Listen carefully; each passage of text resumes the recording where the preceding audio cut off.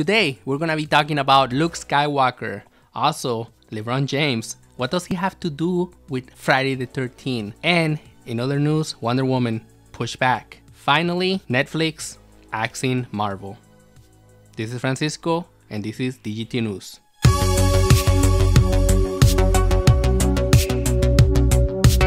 Mark Hamill has sent out a tweet that left everybody speechless. Remember that scene in The Last Jedi where Luke just well, spoilers if you haven't seen The Last Jedi, Luke Skywalker disappears and dies thanks to Rian Johnson. He was discussing how Luke Skywalker actually disappears using the Force. Imagine, if you will, an addict that goes clean, cold turkey, never uses any drugs whatsoever for like 20 years, and all of a sudden he goes back and uses drugs again. Boom. That's the analogy that Mark Hamill gave as to why the Force made Luke Skywalker disappear. I don't know. Lebron James has said that he's going to be producing a new Friday the 13th movie. Why is Lebron James putting money to make another Friday the 13th sequel? Jason Voorhees has been in a legal battle amongst its creators and writers and movie makers, Hollywood people, where nobody is the clear winner, but the original writer that made up the story has temporarily won their rights to the story, but there are other people, producers and movie people, that are still fighting for those rights.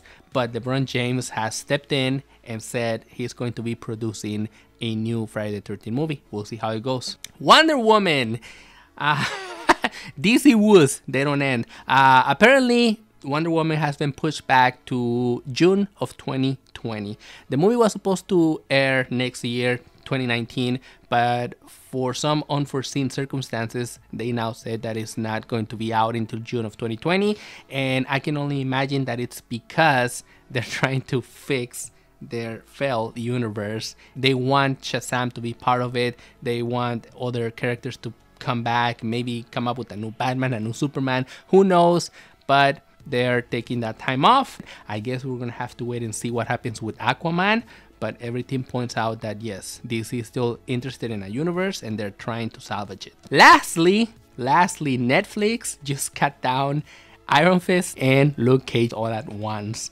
Literally speaking, of course, Netflix has canceled both Iron Fist and Luke Cage. Iron Fist, we kind of understood, even though season 2 was so much better than season 1, and it seemed like it was setting up the universe to go even farther with another storyline very well known in the comic industry, but that's not happening anymore.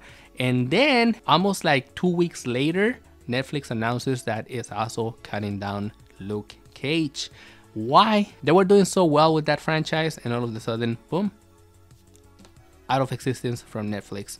I can only assume that it's because Disney is getting ready to prepare their streaming service, and they're bringing those characters back into their own system.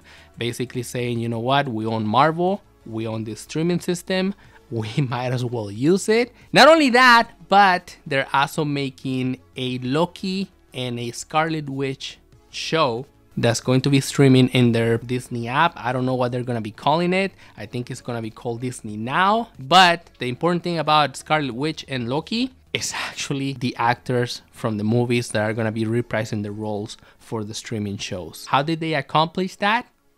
Lots of money, I'm sure. But the important lesson to take out of here is that DC could have done the same thing. And then again, they're stubborn into having TV Flash and Movie Flash being different actors. That's why it fails, DC. I'm Francisco, DGT News.